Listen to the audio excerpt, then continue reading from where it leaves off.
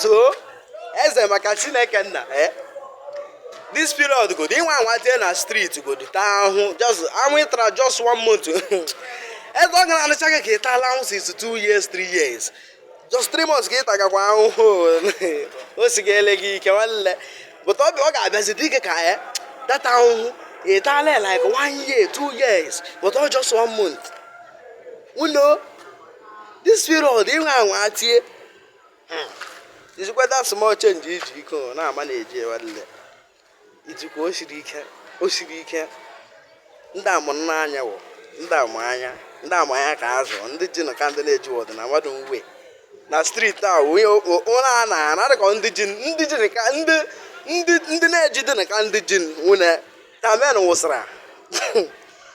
ya na zolu abala men film kwene enwerekwa ya mege na ọkwa asụhụ him who laugh last laughs the best ịghọtago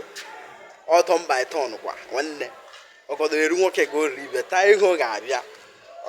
asọ nlere adịgo committed ịghọtala keep on believing oh Lord keep on believing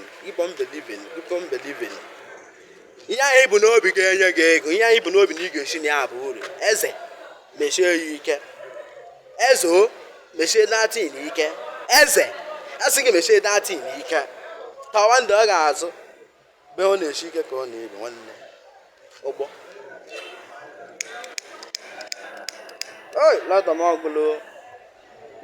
na lata m agwụlo m na-eji aka ego ọkụ nwanne 100 naira gbara m transfer na ndị my men anọ ya ụdụzọ na ọkwa ndata ka m na-eji post wa n'otu ahụ na ama m na unu menwuru something ụmụ ebe